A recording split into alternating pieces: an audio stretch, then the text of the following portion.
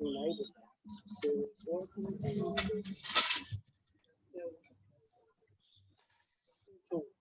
as well, and then we've got a brand new Galaxy window there.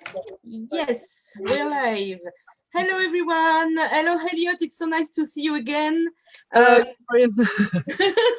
So this is a new live talk that we're having. So we saw you, Elliot, on Monday to talk about Kingston wildlife. And that was a super interesting talk. So anyone who was watching us right now, just go back on our Facebook page or YouTube channel to see Elliot's talk on Monday, because that was really great. And today you're here to talk, you're here with other people actually, to talk about Get Involved, which is a community-led project. So I'm just going to hand it to you and yeah, let's go. Oh, well, thank you, Marion, and then thank you so much for putting on such a great week. I've been really enjoying every thing that you've been doing, and yeah, please do tune into all the sort of EcoFest live stuff that there's been, and then hopefully next year we'll do an in-person one. But yes, as Marion says, my name is Elliot Newton, and I am the biodiversity officer for Kingston Council. A relatively new appointment, and before I actually started at the council, I worked for and helped set up an organisation called Citizen Zoo. And Citizen Zoo is all about engaging and empowering communities to do some really proactive conservation projects. And this evening we're going to tell you all about one of those projects, which is really exciting, and all about bringing back water voles to our river, the Hogsmill catchment. So we'll try and do questions at the end, but hopefully for the next sort of half an hour or so, you'll learn about water vole ecology and also about the project that we're doing and how you might want to get involved yourself. So to start off, the first thing I want everybody to know about and learn, if you can take one lesson from this talk, is that when Kenneth Graham wrote Wind of the Willows in 1905, the character Ratty that everyone loves, I'm sure, was not a rat at all. It was indeed a water vole. And I think what that does, it sort of expresses how important water voles are into British culture and how loved they are amongst people across the UK.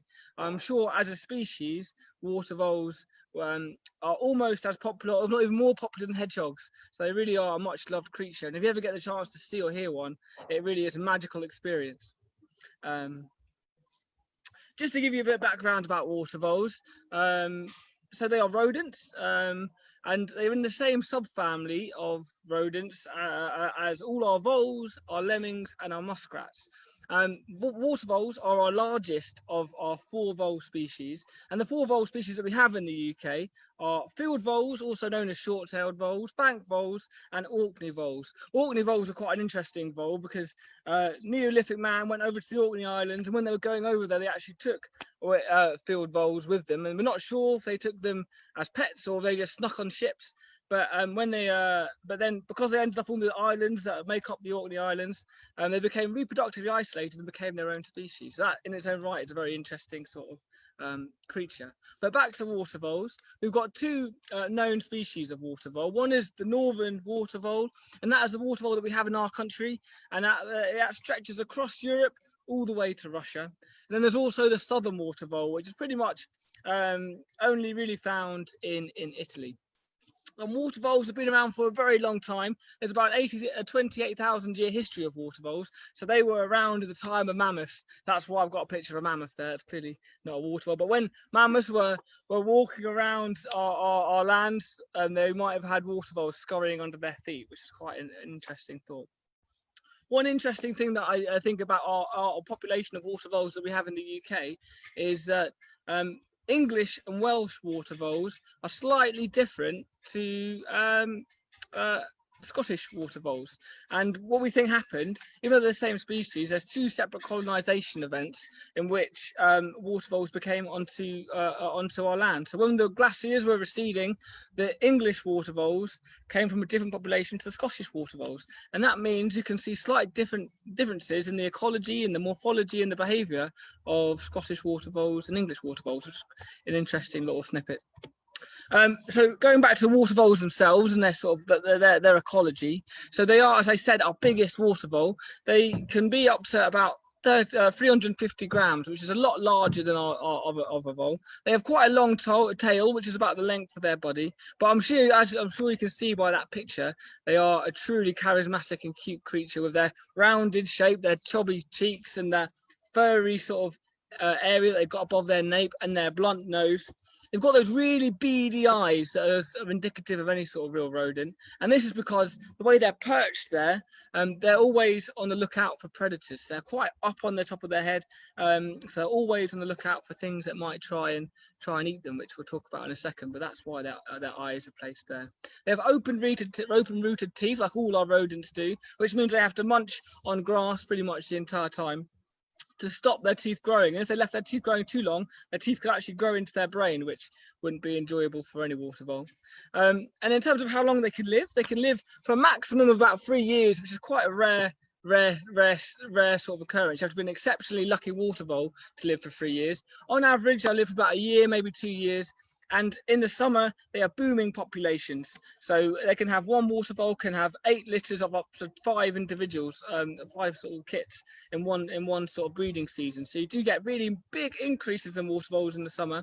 And then in the winter time, when there's a harsher environment, you see about a 70% die-off rate, which is typical of all our sort of rodent species. That's why we call it a fecund species. So they can breed, they can really breed quite rapidly and create lots more water voles.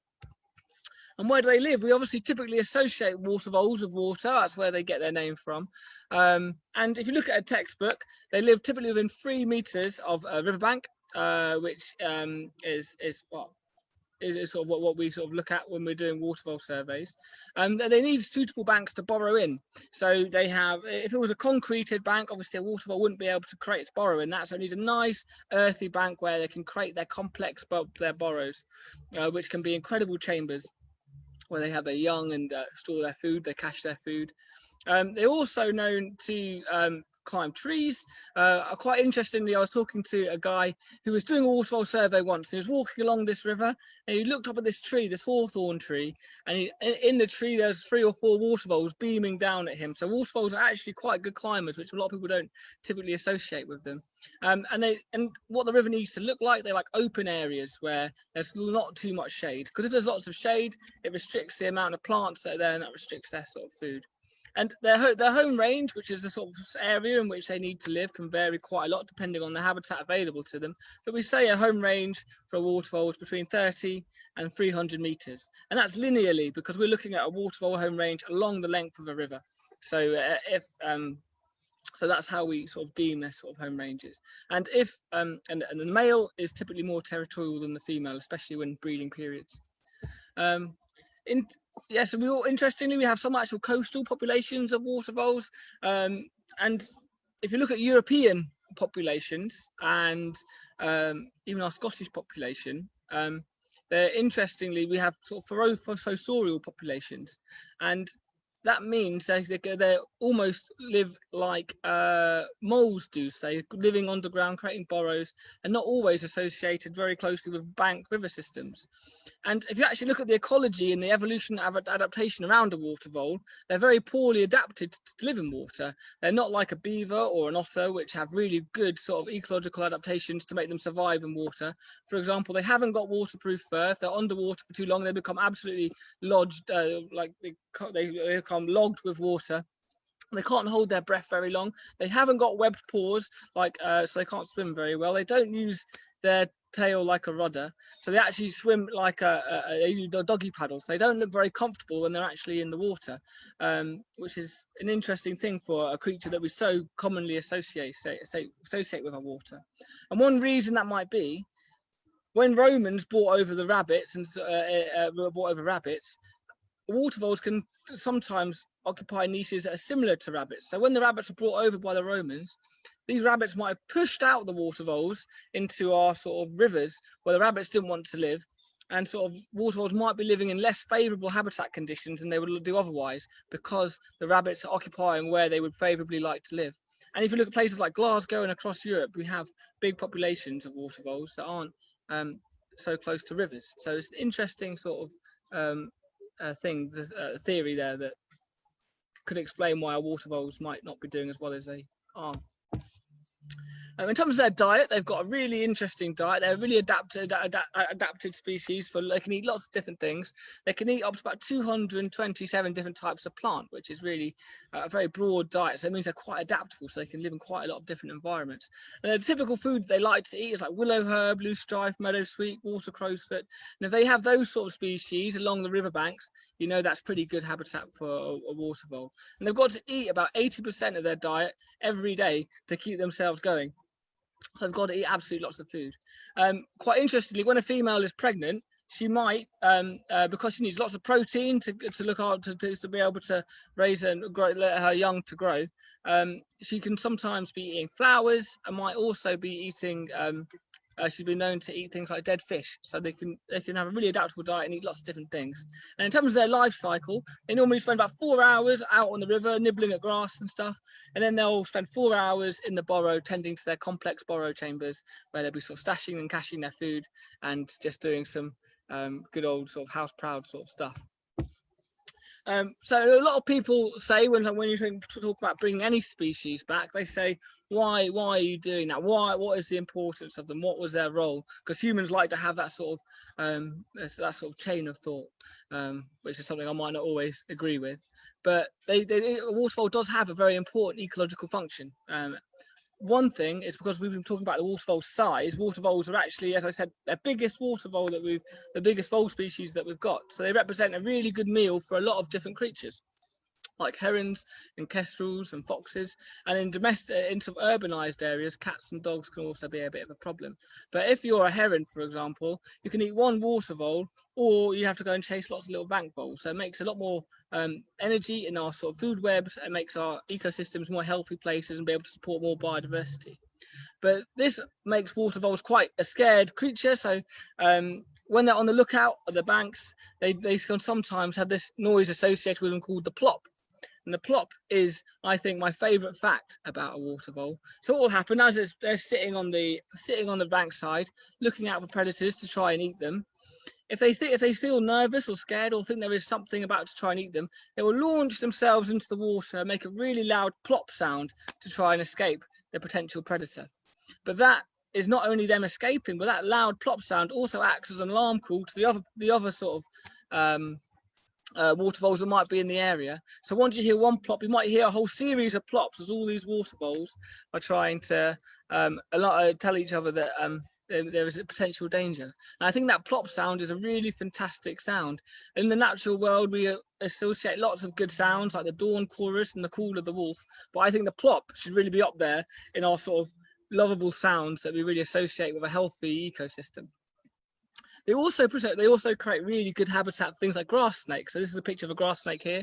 And grass snakes love water, and their banks of water voles can provide really good habitat for the grass snakes to live in. And because water voles are eating all the time, that means they're also pooing all the time, and that means they're spreading seeds along the bank, helping to be seed dispersers. But again, I think the most important thing that they do is they're a joy to see. If you see or hear a water vole, it's an absolutely amazing experience, and they also by having them on the river, you know, you've got a healthy river system there that supports lots of species, and it's the river's doing pretty well. So a really good indicator species. When you're working with any sort of species, it's good to know what the law is associated with that particular species. Otherwise, you know, you could fall foul of it. And water voles were given full legal protection in English law in April of 2008 underneath something called the Wildlife and Countryside Act. And that means it's therefore illegal to intentionally kill, injure or take a wild water vole, possess or control a live or dead water vole, or destroy a place of shelter. And that, if you do any of those nasty things, you could face a £5,000 penalty or custodial sentence of about 6 months. One thing to notice is they're not a European protected species, because in other continental parts of Europe, there are quite good, strong populations of water vole. But yeah, one thing to look at when you look at the law is that the word wild appears lots. So when you're actually considering a water vole reintroduction, because a water vole reintroduction uses captive bred populations, not take individuals that were taken from the wild. These are captive populations of water voles. You don't actually need a license to do a water vole reintroduction, but you do have to be mindful of the areas that you're doing which might require it. Unfortunately, water voles have the title of the UK's fastest declining mammal, and which is a real shame. There's been lots of scientific research on this. A chap called Rob Strachan did lots of research in the 80s and 90s, and by visiting various sites, found during that period there's about a 94% loss of water vole territories and species. And further to that, in about 2006 to 2015, the Wildlife Trust said further to that decline, there was a further 30% decline in range. So they are really struggling species. And that is for lots of reasons: habitat loss, where species become fragmented and they can't find other water voles. But the main big problem for water voles in the UK is American mink. And American mink were brought to the UK to be put into fur farms to supply the sort of fur trade. And in the 1980s, animal welfare activists released American mink to escape these fur farms, well-intentioned, of course. But unfortunately, because American mink are not used to being on the river, none of the animals on the river are able to cope with their presence. They haven't got any evolutionary sort of adaptations to protect themselves against these voracious predators. So, for example, an American mink can get in the burrow of a water vole, because it's quite a small mustelid, and eat all the water voles like that. And they're really they can roam a far distance. One mink in a day can go about 25 kilometers. So they are a real big problem, and not just a problem for water voles, they're a problem for all sorts of other sort of birds that lay their eggs on the riverbanks and ground nesting birds. So they're the sort of main reasons why the water voles have suffered this demise. And about 2 weeks ago or last week, there was something called the Red List, the first ever Red List for the UK British mammals. And that said that 1 in 4 of our species, or mammal species, are threatened with extinction, which is a real shame. And water voles were very prominent in that whole bit of research, and they are very much on the brinks of extinction, which is a real concern. And when that report was released, Professor Fiona Matthews, who works out of the University of Sussex and is the chair of the Mammal Society, said this quote, and she said, while we bemoan the demise of wildlife in other parts of the world, here in Britain, we're managing to send even our rodents towards extinction. And that, I think, that sort of shows you the sort of horrible conditions, you could say, that our wildlife are facing at the moment. The UK is ranked about 189 out of all the countries on the planet in terms of our biodiversity index and our biodiversity intactness, and we are really suffering species loss, and we have these impoverished ecosystems that don't support the biodiversity that they can do. And when your rodents are in trouble, which are really adaptable species that breed lots, you know there's some serious stuff going wrong. So we do need to do some really good stuff to try and reverse this. So this is where this project was born, and I'm actually sitting here in Margaret's garden, who's one of our amazing volunteers. And I'm going to pass over to Margaret now, who's going to tell you about the area which we're working on. Hello. So we live in a very fortunate place because we're so near to the Hogsmill River. And why we're so lucky is that this is a chalk stream.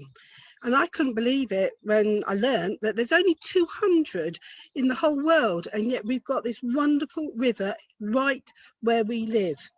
So the river rises in Ewell at Bourne Hall, and it comes up through the chalk bed, and therefore it's a very clean water. It flows for 9.9 kilometres and enters the Thames at Kingston. This river is a fantastic wildlife corridor, and of course could be made better. You can see this if you YouTube the Hogsmill. There is a YouTube clip. It's not very long, but it's absolutely amazing. You'll be astounded at how important our river is and how good the wildlife diversity is already, which obviously could be made better.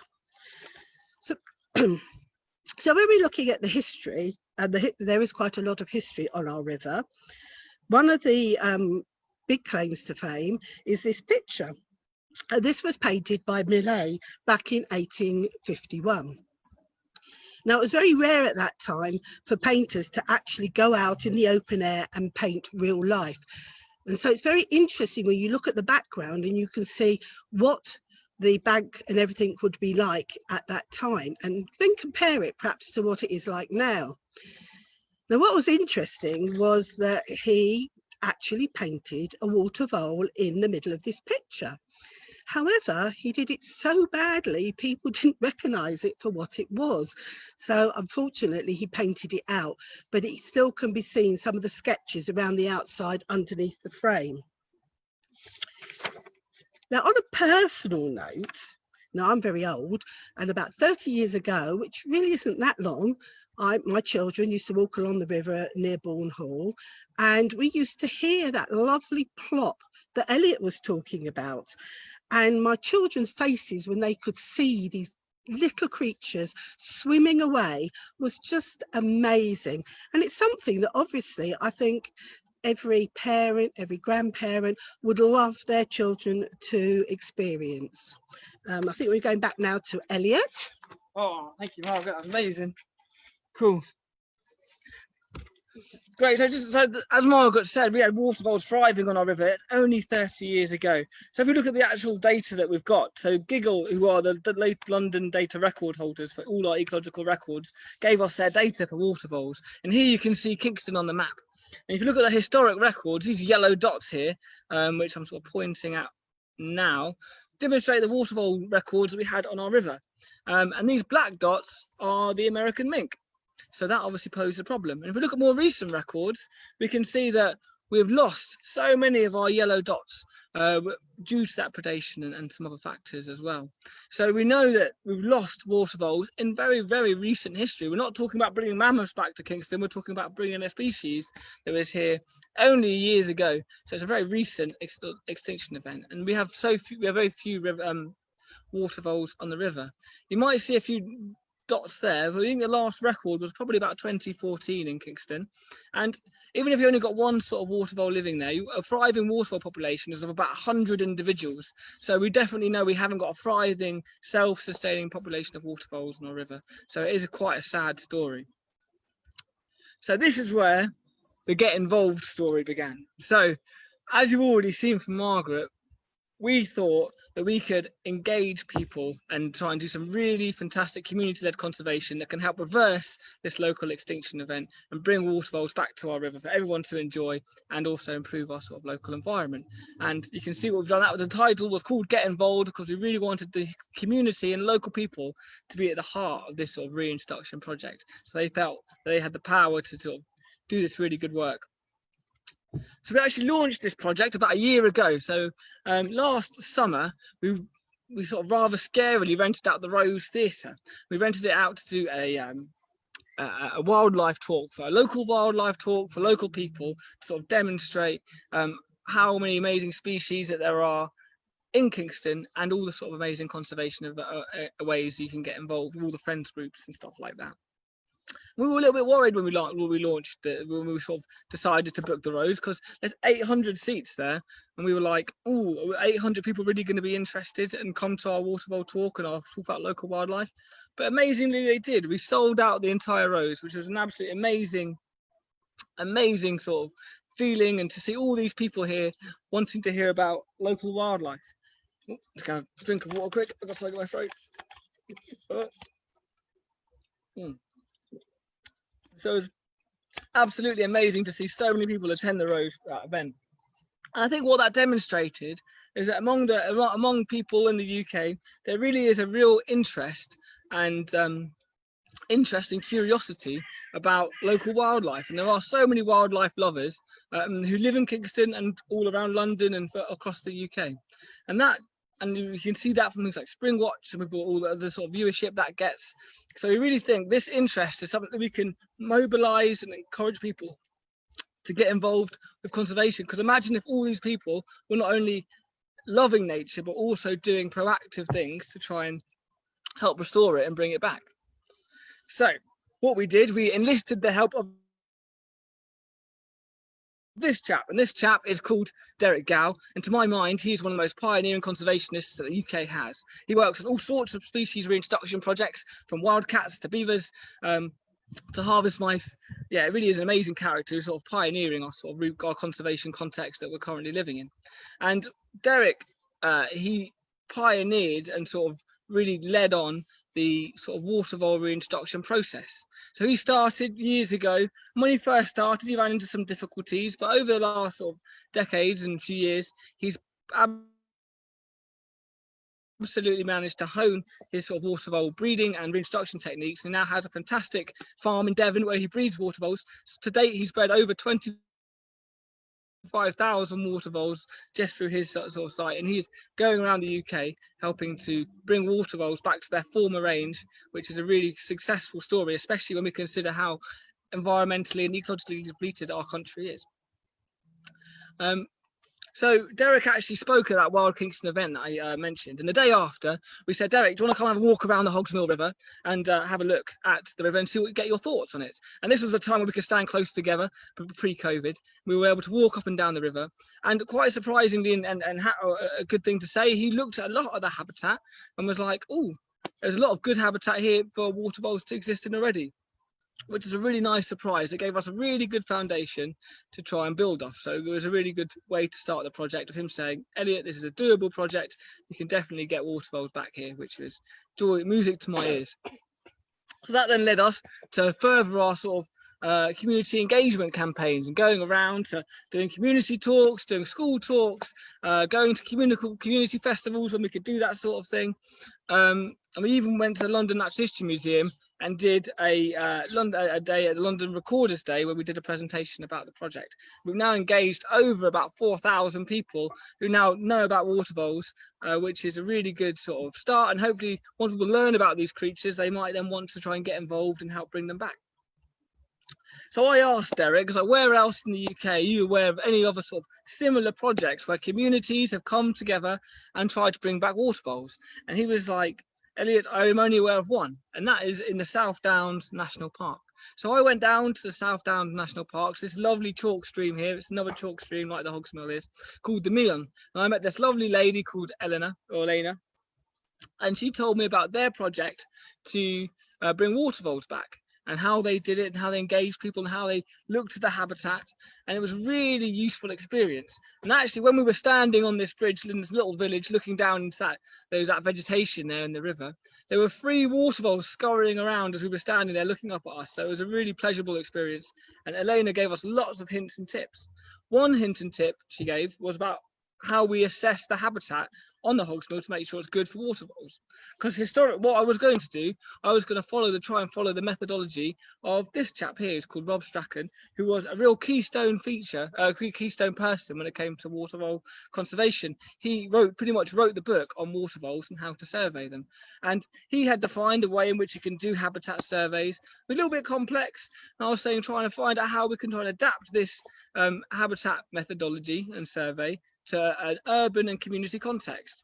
And I took that to Elena, and she said, Elliot, no, you could do that, or you could do it a lot simpler.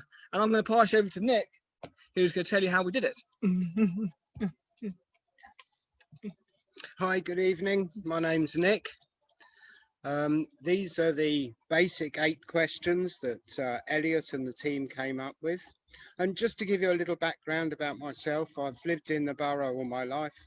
And about 3 years ago, as the pressure of work started to ease, I got involved in the eel monitoring programme at Kingston University, which was run by the ZSL, Zoological Society of London. Following on from that, I then did another training course and now do a monthly river monitoring for the invertebrates in the Hogsmill to make sure that the water quality isn't being affected by pollution events or runoff from the fields and things like that. So anyway, around this time last year, another hot August day, we went along to a training session at the Hogsmill Sewage Treatment Works in Kingston, which was really a lot nicer than it sounds. The biodiversity of the nature on site is wonderful, and it was a real treat to go there. So anyway, these were the 8 questions we came up with. And I don't know if you know how we work out a left bank and a right bank, but if you look downstream, your left bank is on your left and your right bank is on your right. So if you can think about it, the left bank of the Seine, I presume they imply the same thing in Paris. So anyway, in September, we went out in teams all along the river catchment. And in fact, before I go on to that, here you can see us at the Hogsmill Treatment Works and the 2 teams out on training courses at Elmbridge Meadows.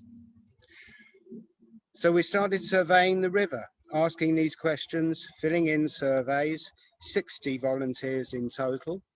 And we came up with this map. Now, as you'll see, there's quite a lot of red stuff in there, particularly towards the centre of Kingston, but this was mainly due to concrete conduits and bridges and such like. But there's also an awful lot of green, and there's a large area of it that we thought is definitely good, suitable habitat to release the voles in. So this also attracted the attention from the media. We had Sky News come down and do a report for their State of Nature series. And of course, we had a few social meetups to expand everybody's knowledge on water voles and help build up everybody's general knowledge of what they were doing. Then in January, we met up and built 10 mammal rafts or mammal footprint rafts. We employed 8 up the Hogsmill River catchment and 2 on the Bonesgate, which is its major tributary. Fortunately, so far, we've had no mink reports, which is a very good thing for our project. And it's all thanks to our volunteers who've been checking these rafts every week to make sure there's no prints or anything, that we've got all this good information back. Following that, we had meetings at Kingston University, where we formed into working groups for community engagement, fundraising, habitat restoration, raft monitoring and repairing, and all these other small jobs that needed to be done. Obviously, this has all changed since the current situation, so we've reverted to Zoom, as everybody else has, and found it really rather successful. I'll hand you over to Margaret now, who's the head of our community engagement team.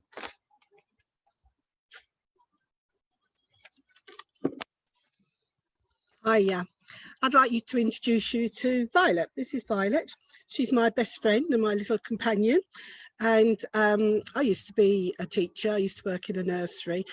So my forte is working with children and trying to educate the young people. However, I am now opening myself up to the adult population. This is very interesting. But anyway, as we were talking about the lockdown, it's all changed because we originally were going to go to fetes and school openings and do face-to-face interviews. But now look at me, I'm on Zoom. But I think that this is very important and very doable for the community. So often we hear about things and you sit there, you think, oh, that's dreadful, but it's such a big thing, it's not really to do with me, and it costs so much money, and I really can't get involved with that. But with this is one small, very doable step. If we can raise the money to buy our first batch of voles, and we can carry on checking that the habitat is good, then we can actually do this. We can get voles back together, but we can't do it, this small little committee now. We need to involve the whole of the community, and this is why we are talking to you now. So please spread the word. We'd love to see the water vole back on the Hogsmill. Amazing, get involved. Cool, so hopefully that gives you an idea of all the sort of amazing community work and amazing people that are really helping out with this project and making it the success that it is becoming. And Margaret's been doing amazing things that we're going to launch soon. We're making videos, and so all our volunteers have been making videos and ways in which interesting ways in which we can get people excited about water voles. So in terms of our future plans, what we're looking to do, we're still awaiting for one weir to be knocked out of the hogs mill. So weirs are these big concrete blockages that humans are putting over time that we need to try and remove from the river. And so far, all the other ones have been knocked out, which is absolutely amazing. So fish can move up and down the river. But once we've knocked out this last one, it'll be good to release them into the river. We're also going to try and work with various conservation organisations. The Hogs Mill is absolutely privileged to have so many great conservation charities, some of which Nick spoke about earlier, who are working on our river tirelessly to make it better, using volunteers and expert staff to try and improve the habitat on our river. So we've got things like the South East Rivers Trust and ZSL and the Environment Trust, all other great charities who are doing great things. So we're going to try and work with them and encourage them to try and restore the habitat for water voles over the next year or so. We're going to continue that raft monitoring that Nick was talking about. So even after we've released water voles, we need to make sure those mink don't come back. So we have to always be vigilant and looking out for them, looking at those clay pads where they leave their footprints on. And once we see there's mink on the river, we'll have to act very quickly to make sure they don't endanger our water voles. We're always going to want to tell more people about water voles. In Kingston, we've got about 180,000 people living here. And imagine if everybody in Kingston knew our beautiful Hogs Mill River and were aware of water voles and what was going on and how much better and how much more exciting that would be a place to live. As has been sort of mentioned already, we're looking to actually fundraise to try and get money to purchase the water voles, which I'll talk about in a second. And as my job in the council now, we're now putting together a habitat biodiversity action plan. And one of our species action plans will hopefully be for these water voles so that they can thrive here into the long distant future. So we're going to be launching this crowdfund at the end of the month. If you so keep your eyes peeled, and if you want to get involved, that would be absolutely amazing. Even just volunteering, and there's lots of ways in which you can do that. So in terms of the reintroduction, whenever you do any reintroduction, you have to make sure you follow certain guidelines and you follow best practice to make sure that you have the best possible chance of establishing a viable and healthy population of water voles. And as we've done already, we've looked across the river to try and find areas of habitat. So we know we've got good habitat. So what we're going to do now, we're going to go back to that Derek Gow chap who I spoke about, and we're going to put hopefully an order in for water voles. We're going to look to get about 200 of them because we want to make there's a good population of them, and we're going to try and release them across the sort of 4-kilometre area in Kingston, which along the river, which would be really fantastic thing to do. But the things with water voles, when you order them, you want them to be just about a year old when you release them. So we have to order about a year in advance before we do the release. So you're not throwing baby water voles into the river, but nice strong adults who are ready to go and eat lots of sedges and be a healthy population. So hopefully the one thing you have taken from this talk is how amazing the community is and how conservation can really embrace and encourage people to get involved and love their local environment. And when you have all these people involved, you really can achieve so much more as a collective, as a collaborative people where we can all get together and do some really fantastic conservation work. And it's been an absolutely amazing privilege to be engaged with so many inspirational people who just get involved and just really do some really fantastic conservation work. So if you want to find out, please do get in touch. And also do read these amazing books if you're interested to find out more. This is the Waterfowl Conservation Handbook and another waterfowl book, but we can maybe even ask the library if they might be interested in that. But yes, please do email me, elliot.newton@kingston.gov. If you've got any questions about the Kingston environment. And yeah, thank you so much for listening. And thanks for having us, Marion. That was great. Yeah, thank you. That was a great and inspiring talk. That was so interesting. I was really into it. So I don't think we have any questions on Facebook. So I don't know if you want to conclude or if you have no problem. to add. Well, I think if there are any questions, we can always be relayed. You can always send them my way. You put them on the Facebook group when you see the video or wherever in the future, and we can. Yeah, I'll be more than happy to answer your questions. And the more people who get involved with this, the better. So yeah. Questions. Yeah, I added the link to the Hogsmeade video on YouTube in the comments, so people can just click on it and watch it. Sample. And it's really funny that you started with the Wind in the Willow, yeah, because next week we're going to do a read along of this book, so now we'll know that Rat is. Look at that, the timing. Fantastic.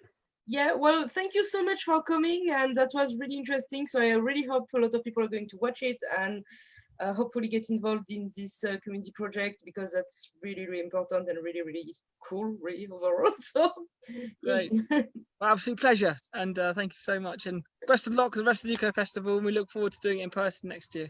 yeah. See you. Bye. Bye for now.